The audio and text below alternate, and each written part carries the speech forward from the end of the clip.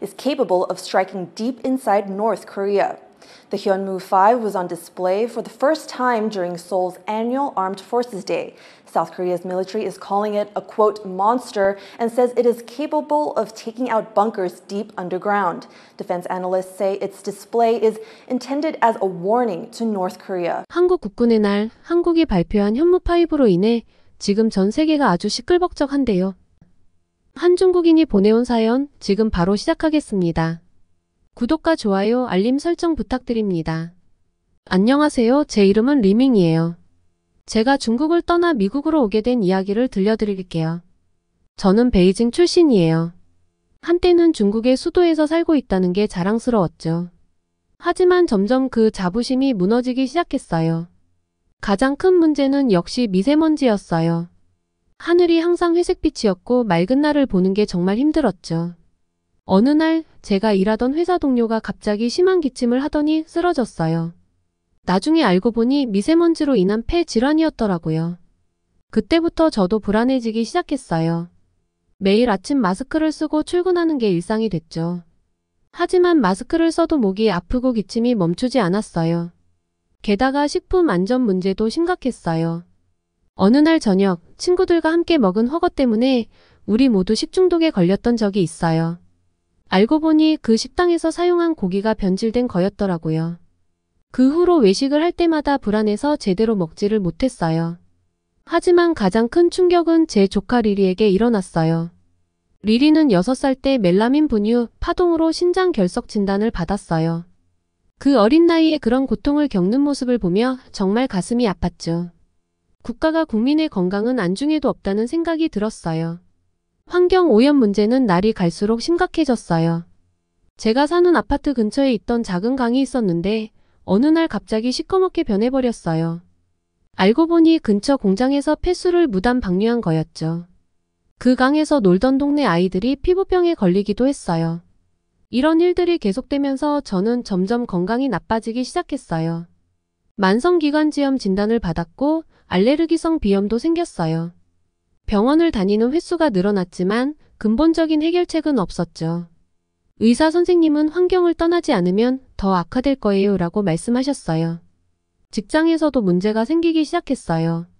환경 문제로 인한 건강 악화 때문에 자주 결근하게 됐거든요. 상사는 저를 이해하지 못했고 점점 압박이 심해졌어요. 다들 같은 환경에서 살고 있는데 너만 왜 그래? 라는 말을 자주 들었죠. 하지만 정작 가장 큰 문제는 정부의 태도였어요. 환경 문제에 대해 이야기를 꺼내면 국가 발전을 위해 어쩔 수 없다는 답변만 돌아왔죠. 심지어 환경운동가들이 체포되는 일까지 있었어요. 이런 상황에서 변화를 기대하기란 정말 어려웠어요. 그러던 어느 날 우연히 미국에서 공부하고 온 친구를 만났어요. 그 친구의 말에 따르면 미국의 환경과 식품 안전 기준은 중국과는 비교도 안 될 정도로 높다고 하더라고요. 맑은 하늘, 깨끗한 물, 신선한 음식. 그 이야기를 들으면서 저는 그곳에 가고 싶다는 생각이 들었어요. 하지만 결정을 내리기가 쉽지 않았어요. 가족과 친구들을 두고 떠나야 한다는 게 너무 힘들었거든요. 특히 부모님을 설득하는 게 가장 어려웠어요. 내가 떠나면 우리는 어떻게 하냐는 말씀에 마음이 아팠죠. 그래도 저는 결국 유학을 결심했어요. 제 건강과 미래를 위해서는 이게 최선의 선택이라고 생각했거든요.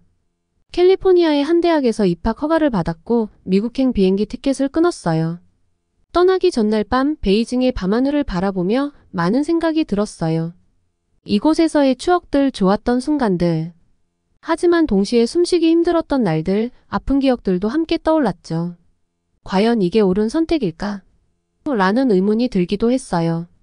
하지만 제 폐에서 나는 쌕쌕거리는 소리를 들으며 이 선택이 옳다는 확신이 들었어요. 공항으로 향하는 차 안에서 저는 마지막으로 베이징의 풍경을 눈에 담았어요. 높은 빌딩들, 붐비는 거리, 그리고 뿌연 하늘. 이 모든 것들과 작별 인사를 했죠. 비행기에 오르면서 저는 두려움과 기대가 뒤섞인 감정을 느꼈어요. 미국에서의 삶이 어떨지, 과연 제가 잘 적응할 수 있을지 걱정도 됐죠. 하지만 동시에 새로운 시작에 대한 희망도 있었어요. 비행기가 이륙하고 구름 위로 올라갔을 때 처음으로 맑고 푸른 하늘을 보았어요. 그 순간 눈물이 났죠. 이런 하늘 아래에서 살 수 있다니 정말 꿈만 같았어요. 이제 저는 새로운 삶을 향해 날아가고 있어요. 미국에서 어떤 일들이 저를 기다리고 있을지 모르겠지만 적어도 숨쉬기 편한 곳에서 살 수 있다는 사실만으로도 행복해요. 이게 바로 제가 중국을 떠나 미국으로 가게 된 이유예요. 새로운 시작 그리고 더 나은 삶을 위해서죠. 미국에 도착한 첫날 저는 정말 놀랐어요. 공항에 내리자마자 느껴진 맑은 공기가 너무나 생소했거든요. 마스크를 벗어도 괜찮다는 걸 깨닫는 데에도 시간이 좀 걸렸죠. 숨을 깊게 들이쉴 때마다 가슴이 뻐근할 정도로 상쾌했어요. 캘리포니아 대학교 기숙사에 도착했을 때 창밖으로 보이는 파란 하늘과 푸른 나무들이 마치 그림 같았어요. 중국에서는 보기 힘들었던 광경이었죠. 룸메이트는 미국 학생이었는데 제가 창밖을 계속 바라보고 있자 의아해하더라고요. 그에게는 일상적인 풍경이었겠지만 저에게는 정말 특별했어요. 식당에서 처음 식사를 했을 때도 놀랄 일이 많았어요. 채소와 과일이 정말 신선했고 물도 그냥 마실 수 있다는 게 신기했죠. 중국에서는 항상 물을 끓여 먹어야 했거든요. 처음으로 샐러드를 마음 놓고 먹을 수 있었어요. 그동안 얼마나 많은 것들을 당연하게 여기지 못했는지 새삼 깨달았죠. 수업이 시작되고 나서는 더 많은 차이점을 발견하게 됐어요. 교수님들이 학생들의 질문을 환영하고 토론을 장려하는 모습이 인상적이었어요. 중국에서는 주로 교수님 말씀을 받아 적기만 했거든요. 처음에는 제 의견을 말하는 게 어색했지만 점차 자유롭게 생각을 표현하는 법을 배웠어요. 도서관에서도 큰 충격을 받았어요. 중국에서는 접근할 수 없었던 책들이 여기서는 자유롭게 볼 수 있더라고요. 특히 중국 현대사나 정치에 관한 책들을 보면서 그동안 제가 얼마나 제한된 정보 속에서 살아왔는지 깨달았어요. 티베트나 신장 위구르 자치구의 실상을 알게 되었을 때는 정말 마음이 아팠죠. 인터넷 사용도 완전히 달랐어요. VPN 없이도 구글, 페이스북, 유튜브를 자유롭게 쓸 수 있다는 게 신기했어요. 처음으로 세계 각국의 다양한 뉴스를 접하면서 중국에서 얼마나 많은 정보가 차단되고 있었는지 알게 됐죠. 특히 중국 관련 뉴스를 볼 때마다 놀라움을 금치 못했어요. 어느 날 캠퍼스에서 티베트 독립을 지지하는 시위를 봤어요. 처음에는 굉장히 불편했죠. 중국에서는 상상도 할 수 없는 광경이었으니까요. 하지만 시위대와 대화를 나누면서 그들의 입장을 이해하게 됐어요. 서로 다른 의견을 가진 사람들이 평화롭게 공존할 수 있다는 걸 보며 많은 것을 배웠죠. 환경보호에 대한 미국인들의 인식도 인상적이었어요. 캠퍼스 내에서 일회용품 사용을 자제하고 재활용을 철저히 하는 모습을 보며 부끄러워졌어요. 중국에서는 이런 의식이 부족했거든요. 저도 점차 환경을 생각하는 습관을 들이게 됐죠. 건강검진을 받았을 때도 놀라운 경험을 했어요. 의사 선생님께서 제 폐 상태를 보시고는 걱정하시더라고요. 중국에서 오래 살았군요라고 하시면서 말이에요. 하지만 미국의 깨끗한 환경 덕분에 제 건강이 빠르게 회복되고 있다고 하셨어요. 그때 제가 올바른 선택을 했다는 확신이 들었죠. 학교 근처 공원에서 조깅을 하기 시작했는데 처음으로 운동의 즐거움을 느꼈어요. 중국에서는 미세먼지 때문에 야외 활동을 거의 못했거든요. 맑은 공기를 마시며 달리는 기분이 정말 좋았어요. 점점 체력도 좋아지고 만성기침도 사라졌죠. 미국 친구들과 어울리면서 문화적 차이도 많이 느꼈어요. 그들의 개인주의적인 성향이 처음에는 이기적으로 보였지만 점차 개인의 권리와 자유를 존중하는 문화라는 걸 이해하게 됐어요. 특히 프라이버시를 중요하게 여기는 모습이 인상적이었죠. 한편으로는 향수병도 심했어요. 가족과 친구들이 그리웠고 중국 음식이 먹고 싶을 때도 많았죠. 하지만 화상통화로 가족들과 연락을 주고받으며 그리움을 달랬어요. 중국 식당을 찾아가기도 했는데 그때마다 고향 생각이 나서 울컥하기도 했죠. 중국 뉴스를 볼 때마다 복잡한 감정이 들었어요. 한편으로는 조국의 발전을 기뻐하면서도 다른 한편으로는 여전히 해결되지 않은 문제들을 보며 안타까웠죠. 특히 환경 문제나 인권 문제에 대한 보도를 볼 때면 마음이 아팠어요. 미국에서의 첫 명절을 보낼 때는 정말 힘들었어요. 가족들과 함께 보내지 못한다는 사실이 너무 슬펐거든요. 하지만 같은 처지의 유학생들과 모여 서로를 위로하고 응원하며 이겨냈어요. 그때 느낀 동지애는 정말 특별했죠. 시간이 지나면서 점점 미국 생활에 적응해 갔어요. 영어 실력도 늘고 현지 문화도 이해하게 됐죠. 처음으로 미국식 추수감사절을 경험했을 때는 그 의미와 전통에 감동받았어요. 가족의 소중함을 다시 한번 느끼는 계기가 됐죠. 학업 면에서도 변화가 있었어요. 암기식 공부에 익숙했던 저는 처음에 토론식 수업에 적응하기 힘들었어요. 하지만 점차 비판적 사고의 중요성을 알게 되었고 제 의견을 자유롭게 표현하는 법을 배웠죠. 이런 경험들이 제 시야를 넓혀주었어요. 미국의 선거 시즌을 겪으면서는 민주주의의 실제 모습을 볼 수 있었어요. 후보들의 토론을 보며 국민들이 직접 지도자를 선출한다는 게 얼마나 대단한 일인지 깨달았죠. 중국의 일당 체제와는 너무나 다른 모습이었어요. 인권에 대한 인식도 크게 바뀌었어요. 성소수자나 인종차별 반대 운동을 보면서 모든 인간의 존엄성과 평등에 대해 깊이 생각하게 됐죠. 중국에서는 접하기 힘든 주제들이었는데 이런 경험들이 제 가치관을 많이 변화시켰어요. 물론 미국 사회의 문제점들도 보였어요. 빈부격차, 총기폭력, 인종차별 같은 이슈들을 접하면서 미국도 완벽한 나라가 아니라는 걸 알게 됐죠. 하지만 이런 문제들에 대해 공개적으로 토론하고 해결책을 모색하는 모습이 인상적이었어요. 이렇게 미국에서의 새로운 경험들을 통해 저는 점점 더 넓은 시야를 가지게 됐어요. 중국에 대한 애정은 여전히 있지만 이제는 더 객관적으로 바라볼 수 있게 됐죠. 자유와 인권, 환경보호의 중요성을 깨달았고 이런 가치들이 제 삶의 중요한 부분이 되었어요. 미국에서의 생활은 제게 새로운 세계를 열어주었어요. 건강도 회복되고 시야도 넓어졌죠. 이제는 더 나은 세상을 만들기 위해 제가 할 수 있는 일이 무엇일지 고민하게 됐어요.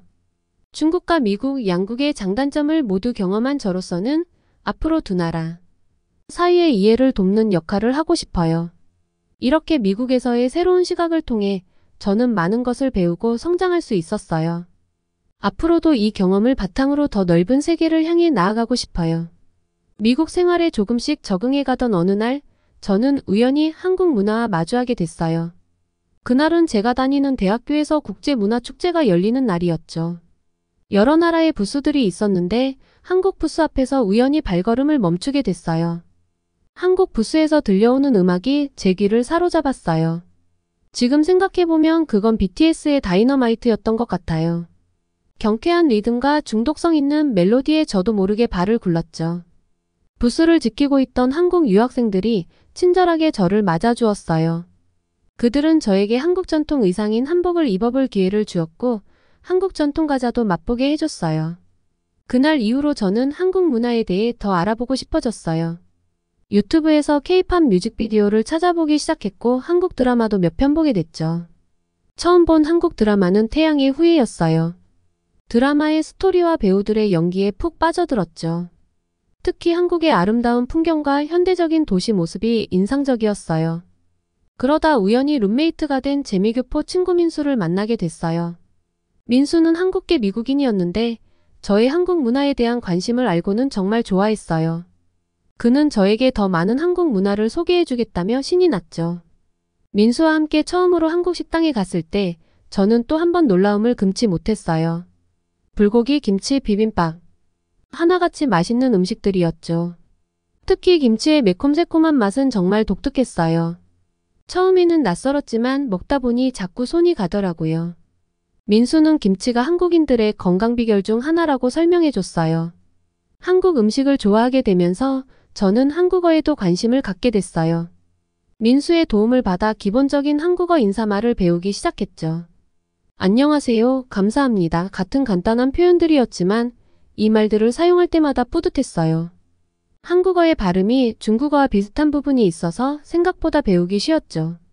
K-팝에 대한 관심도 점점 커져갔어요. BTS, 블랙핑크, 트와이스 같은 그룹들의 음악을 즐겨 들었죠. 그들의 퍼포먼스를 보며 감탄했고 노래 가사에 담긴 메시지에도 공감했어요. 특히 BTS의 유엔 연설을 봤을 때는 정말 감동받았어요. 아이돌 그룹이 전 세계 청년들에게 희망의 메시지를 전하는 모습이 너무나 멋있었죠. 한국 드라마도 계속해서 봤어요. 응답하라 1988, 미생, 도깨비 등 다양한 장르의 드라마를 통해 한국의 문화와 사회를 간접적으로 체험할 수 있었죠.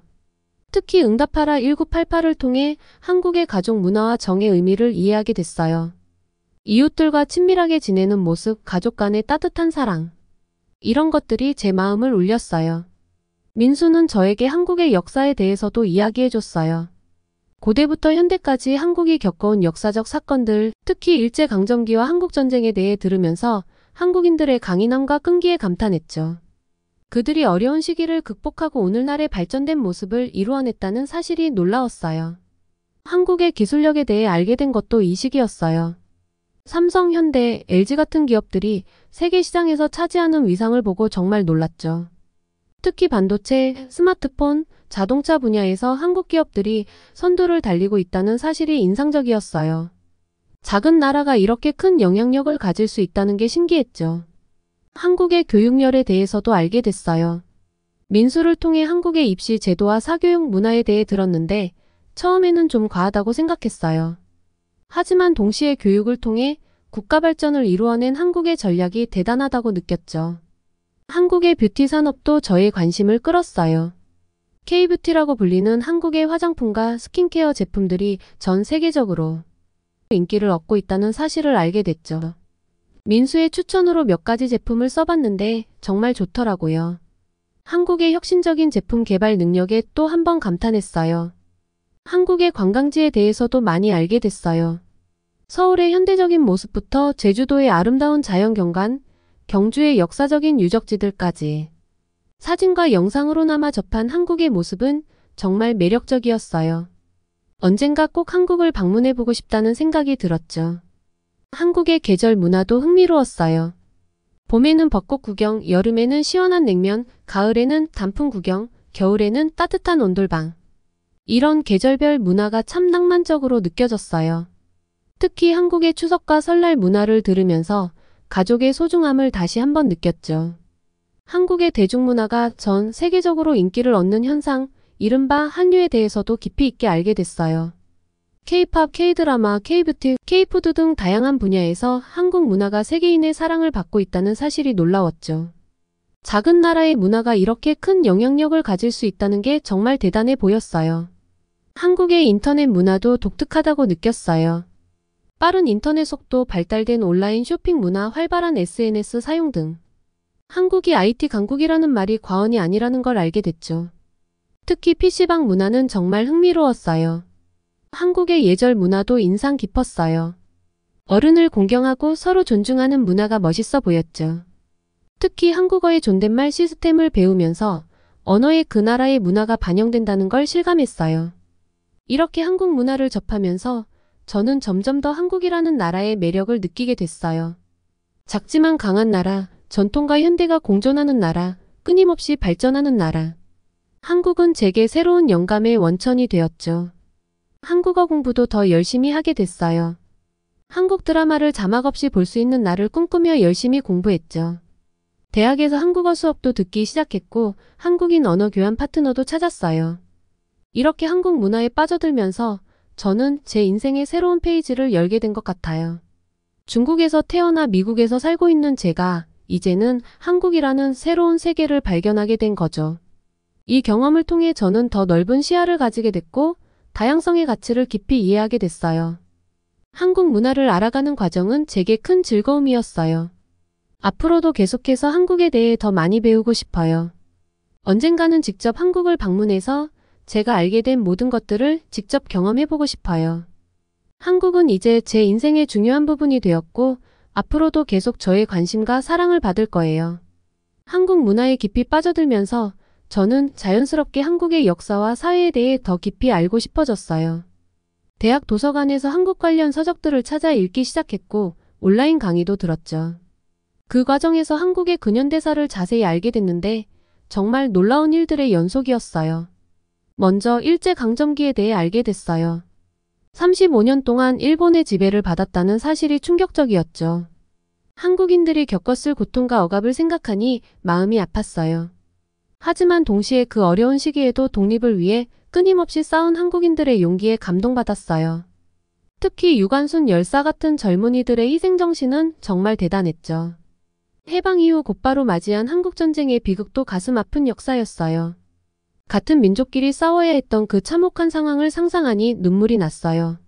전쟁으로 인해 수많은 가족들이 이산가족이 되었다는 사실, 그리고 그 아픔이 지금까지도 이어지고 있다는 점이 너무 안타까웠죠. 하지만 전쟁의 폐허 속에서 한국이 놀라운 경제 성장을 이뤄낸 과정은 정말 대단했어요. 한강의 기적이라고 불리는 한국의 경제 발전 과정을 공부하면서 저는 한국인들의 끈기와 근면 성실함에 깊은 감명을 받았어요. 불과 몇십 년 만에 세계 10위권의 경제대국으로 성장한 한국의 모습은 그야말로 기적 같았죠. 특히 1960년대부터 시작된 경제개발 5개년 계획, 70년대의 중화학공업 육성, 80년대의 첨단산업 발전 등 정부 주도의 경제정책들이 어떻게 성공을 이뤄냈는지 배우는 과정이 흥미로웠어요. 동시에 이 과정에서 노동자들의 희생과 기업인들의 도전정신이 있었다는 점도 알게 됐죠. 한국의 민주화 과정도 저에게 큰 충격을 주었어요. 군사독재 시기를 겪으면서도 끊임없이 민주주의를 위해 싸운 한국 국민들의 모습이 너무나 멋있었죠. 특히 1980년 광주 민주화 운동과 1987년 6월 민주항쟁에 대해 알게 되었을 때 저는 한국인들의 민주주의에 대한 열망과 용기에 감동받았어요.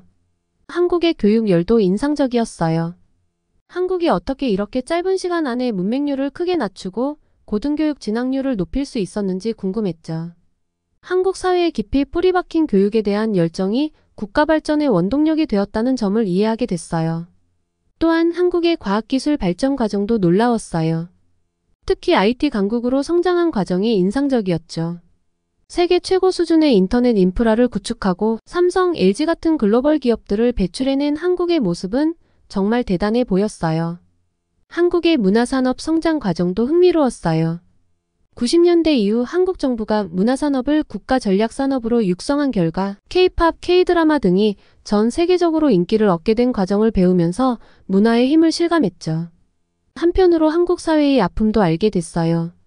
압축 성장 과정에서 발생한 빈부격차, 높은 자살률, 저출산, 고령화 문제 등 한국 사회가 직면한 여러 가지들에 대해서도 공부했죠.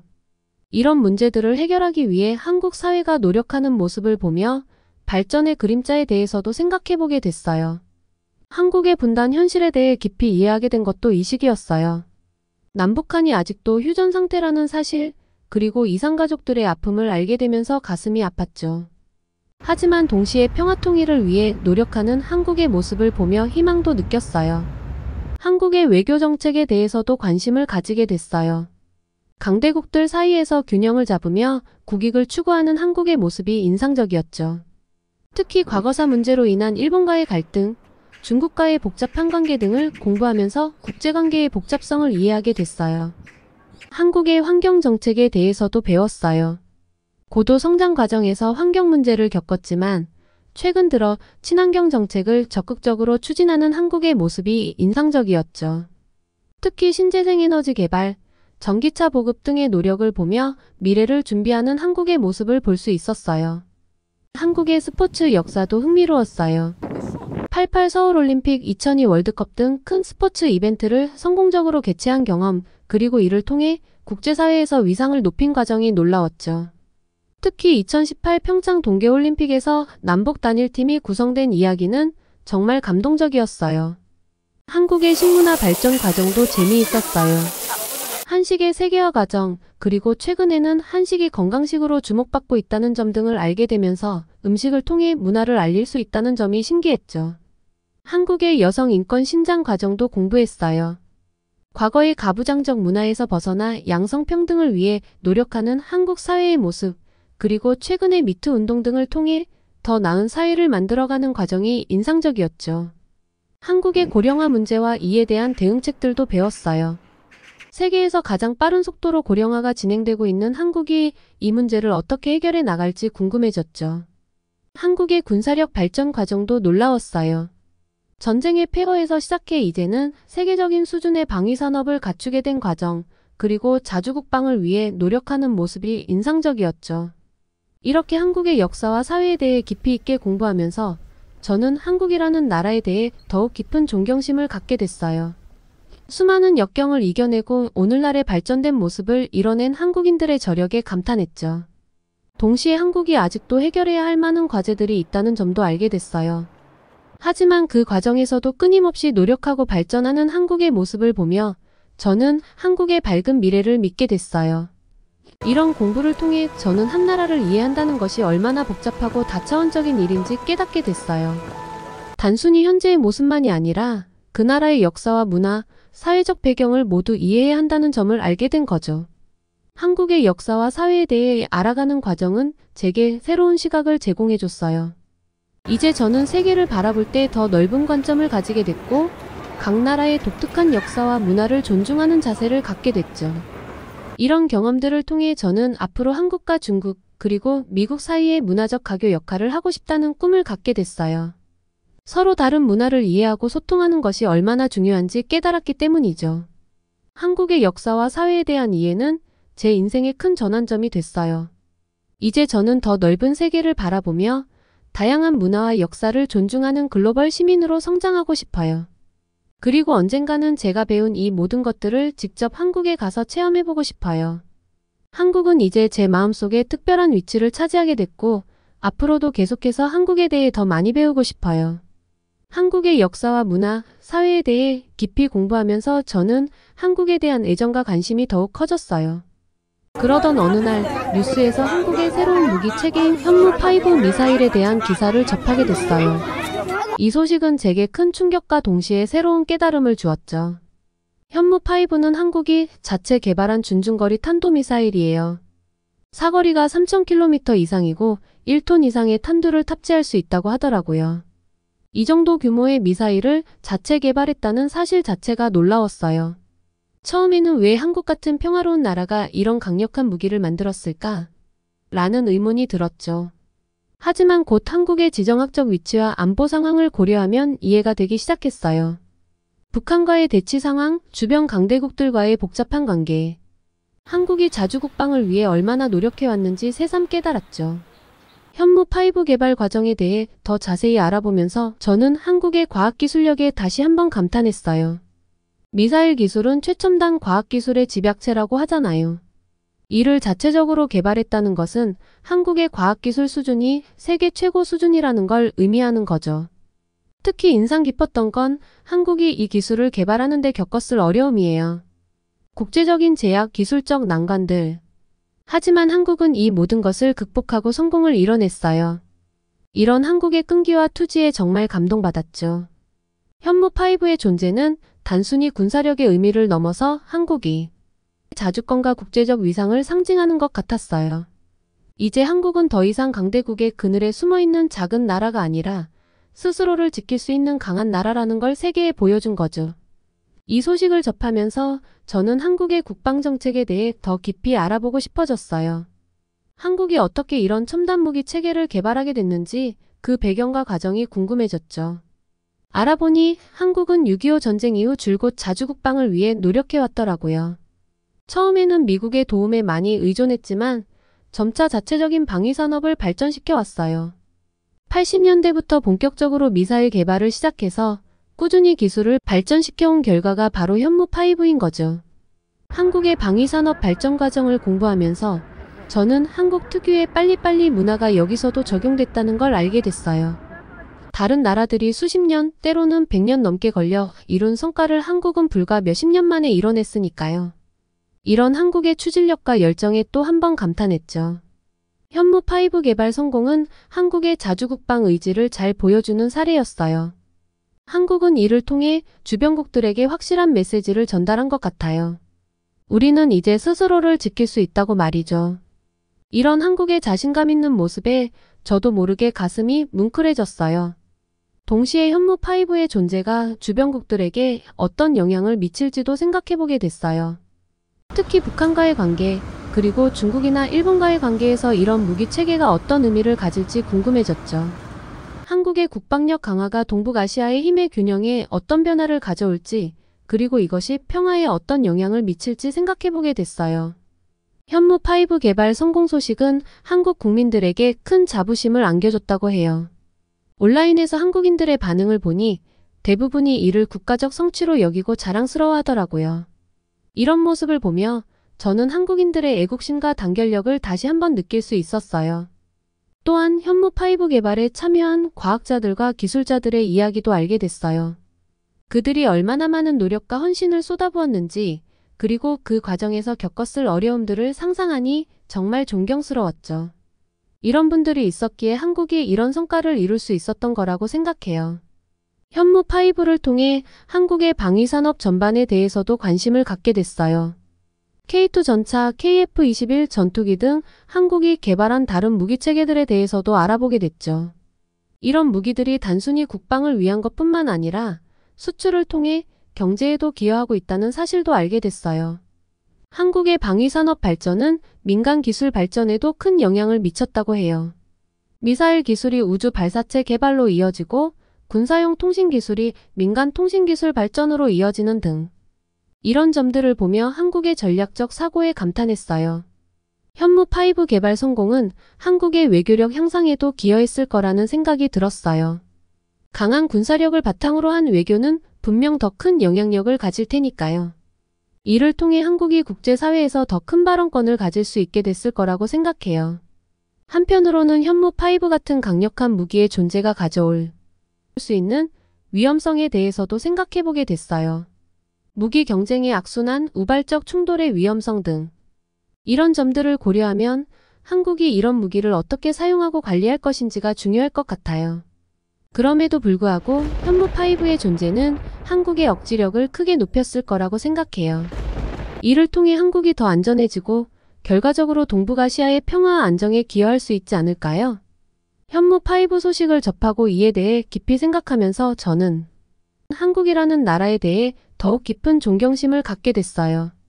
어려운 역사를 겪으면서도 끊임없이 발전하고 이제는 세계 무대에서 당당히 자신의 목소리를 내는 한국의 모습이 정말 멋있어 보였거든요.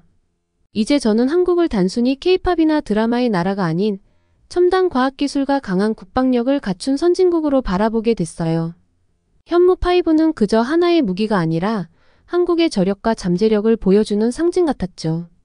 앞으로 한국이 이런 기술력과 국방력을 바탕으로 세계 평화에 어떻게 기여할 수 있을지 기대가 돼요. 또한 이런 한국의 모습을 보며 저 역시 제 나라의 발전을 위해 무엇을 할 수 있을지 고민하게 됐어요. 현무5를 통해 본 한국의 모습은 제게 큰 영감을 줬어요. 어떤 어려움이 있어도 포기하지 않고 끊임없이 노력하면 원하는 목표를 이룰 수 있다는 교훈을 얻었죠. 이제 저는 한국을 더욱 깊이 이해하고 싶어졌고 언젠가 꼭 한국을 방문해서 이 모든 것들을 직접 보고 느끼고 싶어요.